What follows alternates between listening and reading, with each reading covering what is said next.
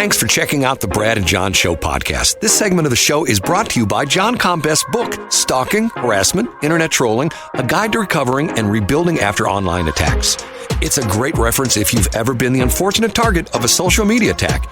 It's available on Amazon. Just search John Combest. That's C-O-M-B-E-S-T, John Combest, and the book will show up in your search results. Now it's time for another segment of the Brad and John Show. Can you handle it?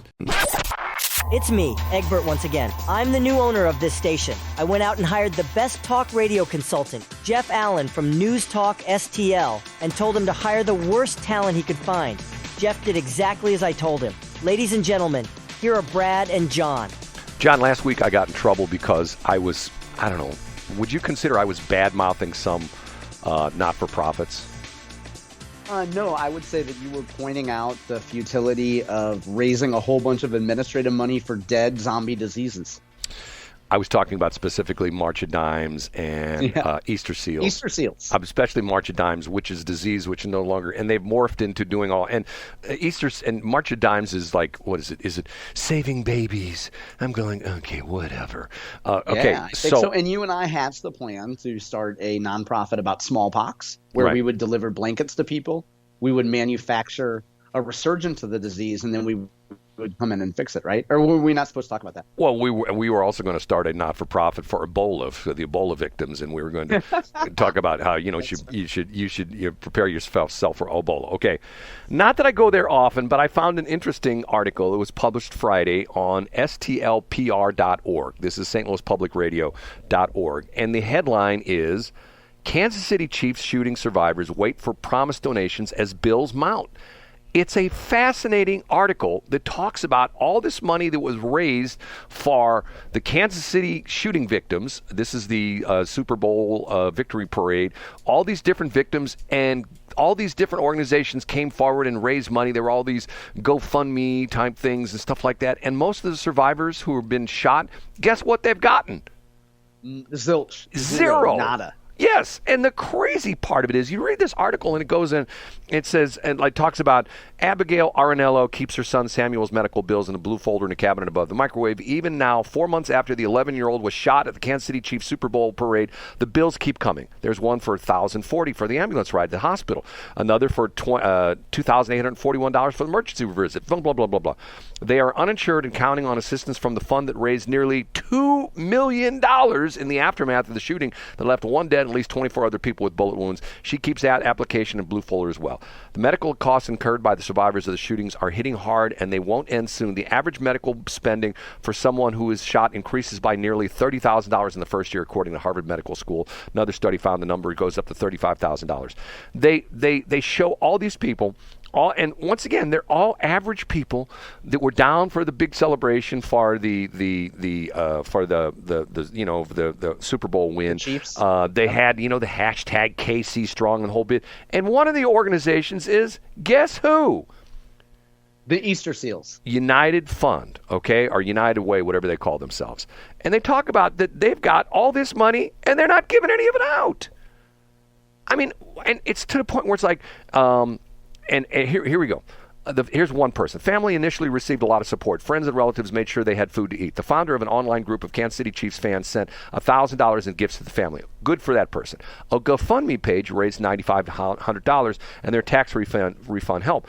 But it talks about in one of them, the GoFundMe, after the money was in there, they weren't allowed to pull the money out. I've heard that so many times.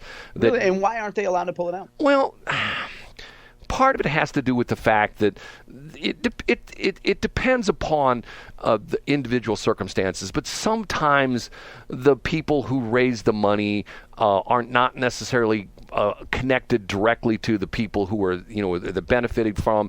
And when the people who who need the money, who the money was raised for, there's an issue of legally identifying them as the recipients. It gets complicated. I get it. And, I get it. And the thing that talks about, let me see what the thing that talked about the United Way. Okay. With every mass shooting, donations for survivors inevitably flow in, blah, blah, blah, blah. Typically, he said, this is guy, United, okay.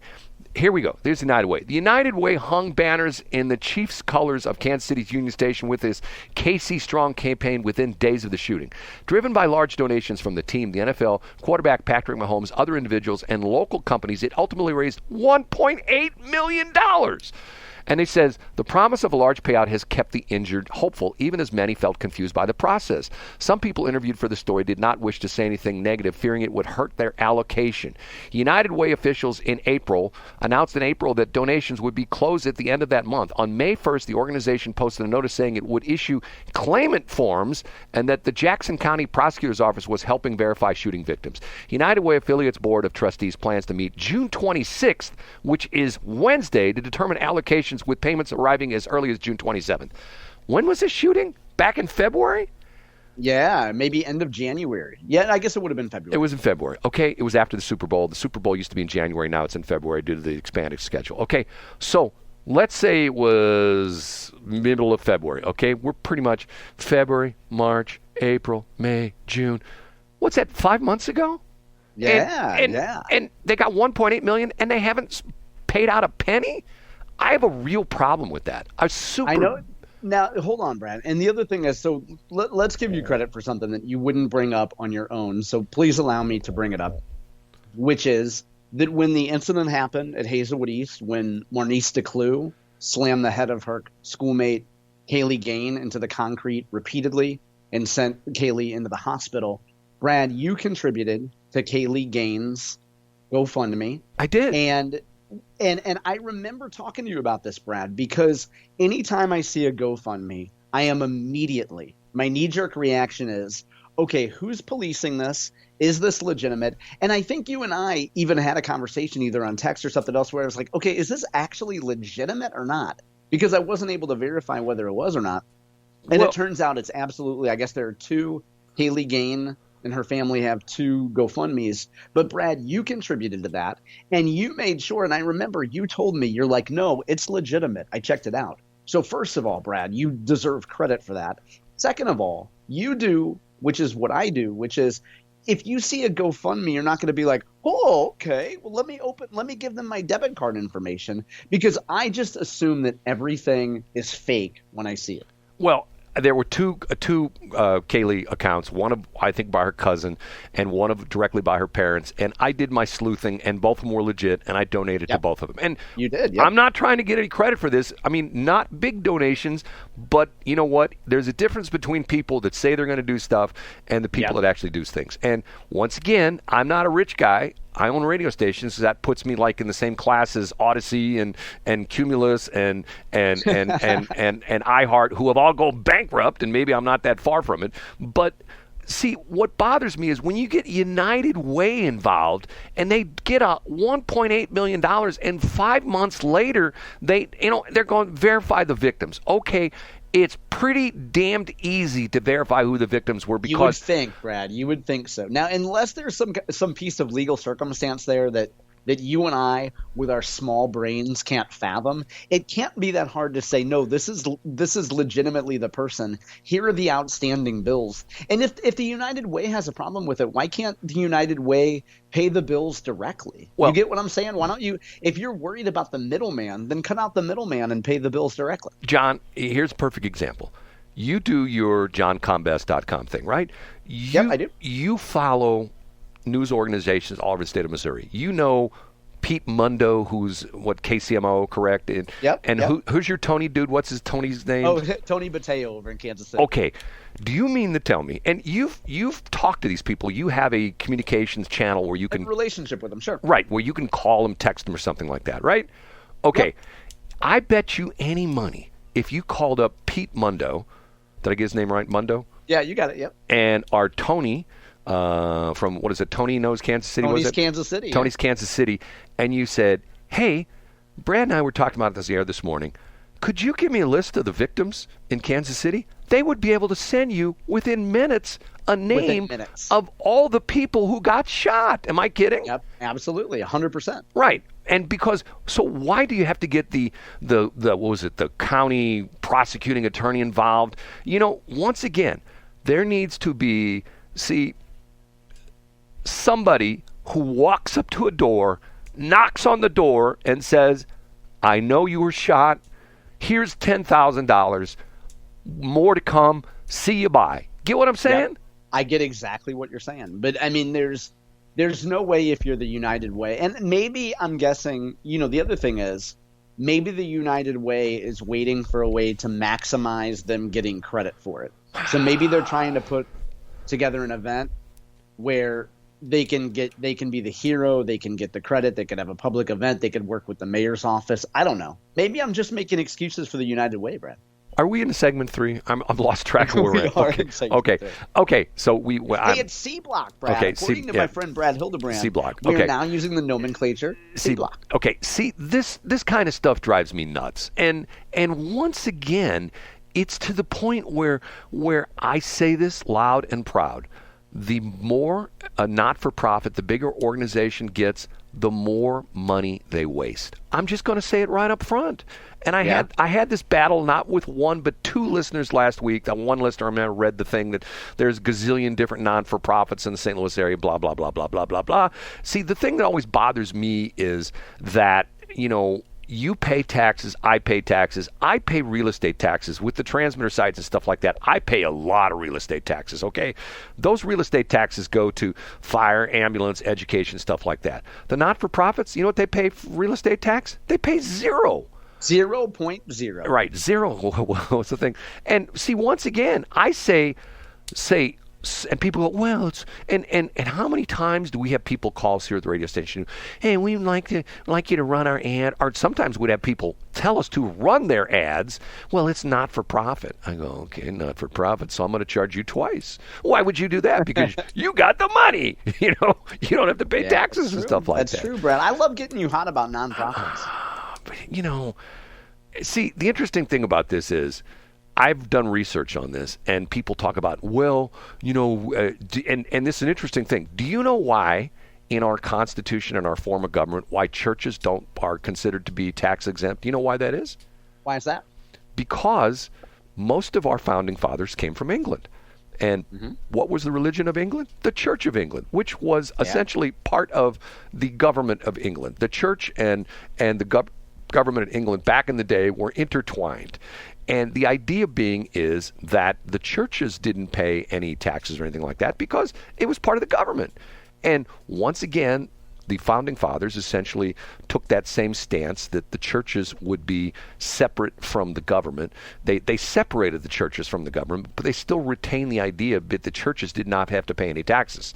So once again, and I have to tell you, one of these days, I'm going to let my mind just go wild. I will tell you a personal story of someone that I know personally who has, to me, taken this to the extreme. And me being Pastor Brad and me being talking about this all the time, having my own radio station, which is like a clone of Joy 99.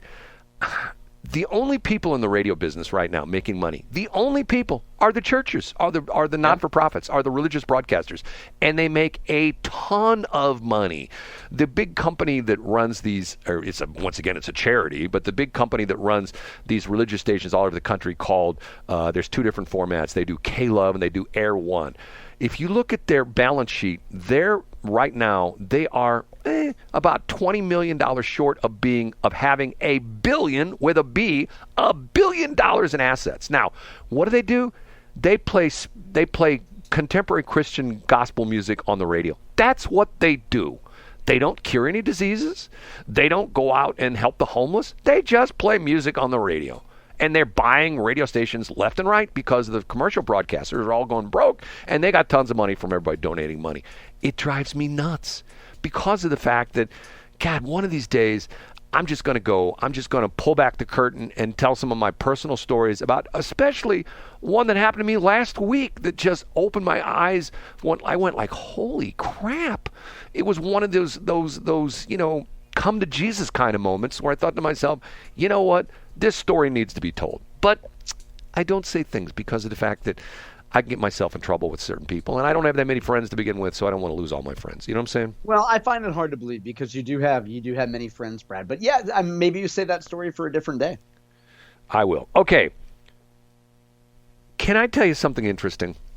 Please do. How many stupid uniforms can the Cardinals come up with?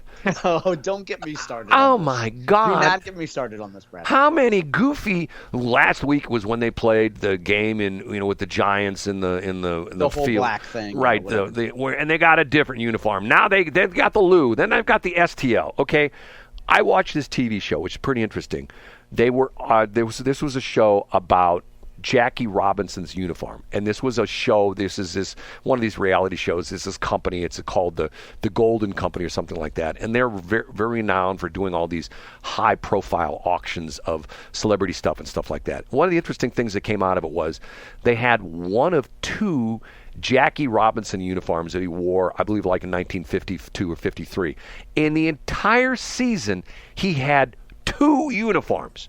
Not 5,000 uniforms like the Cardinals have. One the Lou, one's STL, one's St. Louis, and one's with the old style bats and the birds and the new style with... He had two uniforms the entire season, okay? When he had one uniform on, the other uniform was being cleaned. And when that one got dirty, he switched uniforms. He went through Brad, let's point out to our younger listeners who might not know, and maybe it's arrogant to think they haven't read about baseball history, but even up through the 1960s, I believe, until I believe maybe the early 70s, most baseball uniforms were made of wool. Right, exactly, and they were very heavy. I mean, just like imagine playing in the summertime in a wool jersey. Right, it just like the same thing happened in the Army. Matter of fact, in World War II, a lot of the guys went to the Pacific in wool uniforms. I mean, think about that for a minute. I mean, you talk about when do you wear wool now? In the winter. You don't wear wool in the summer. So now, I can't stand the multiple jerseys. First of all, as a purist and a traditionalist, and don't even get me started on the designated hitter. But on the flip side of that, Brad, the idea that these teams can find how many ways can they skin a cat with uniforms. So there are people out there that will buy, if you have some, black, historic, whatever uniform, there's a certain amount of people that will buy that. They probably won't tip, but they'll at least buy it. And then you have other people that will buy other themed jerseys. I have pairs, and Brad, you and I are both baseball memorabilia collectors, and I don't talk about this all the time on the show, but I purchased when I was a kid, I saved up my money, and I bought spring training pants from the Montreal Expos that have the names of 10 to 12 different major leaguers handwritten inside, because the major league teams would pass down their spring training uniforms from player to player. Now, in 2024, every St. Louis Cardinal has his own fleet of his own stock of pants, shirts, undershirts, cleats, because those can all be sold. Those can all be marketed to someone else.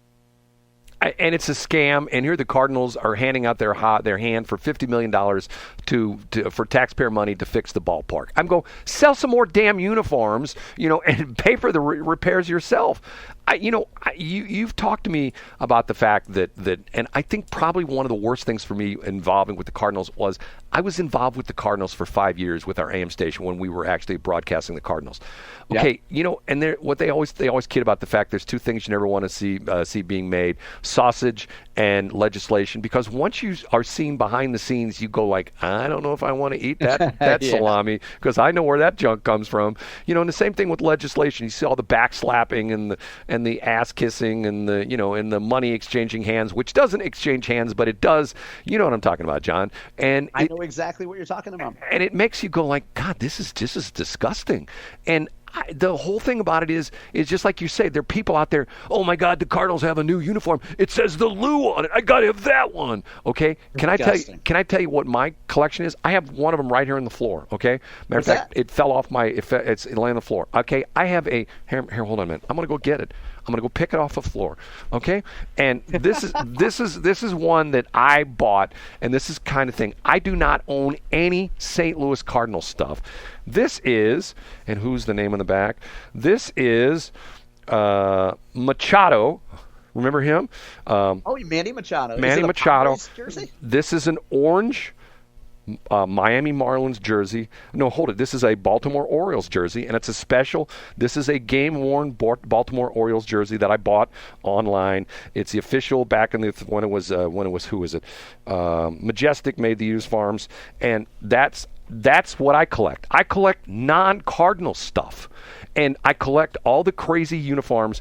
This is an orange one. I have Miami orange. And you have a red Texas Rangers one. I have a red. How'd you know that? Did I ever talk about that? Because we've talked about it many times. Right. I have a red Texas Rangers. I collect all these crazy, weird colored jerseys.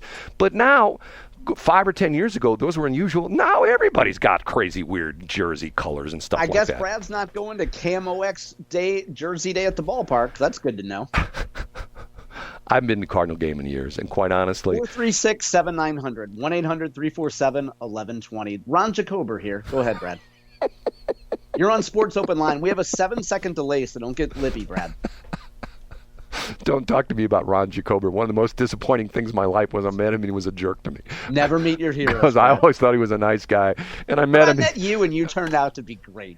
He was an absolute jerk to me. Okay, John, we're way over time this morning. It's all your damn fault. Bye, guys. See you Tuesday. Thanks for checking out the Brad and John Show podcast. This segment of the show is brought to you by John Combest's book, Stalking, Harassment, Internet Trolling, A Guide to Recovering and Rebuilding After Online Attacks. It's a great reference if you've ever been the unfortunate target of a social media attack. It's available on Amazon. Just search John Combest. That's Combest, John Combest, and the book will show up in your search results. Now it's time for another segment of the Brad and John Show. Can you handle it?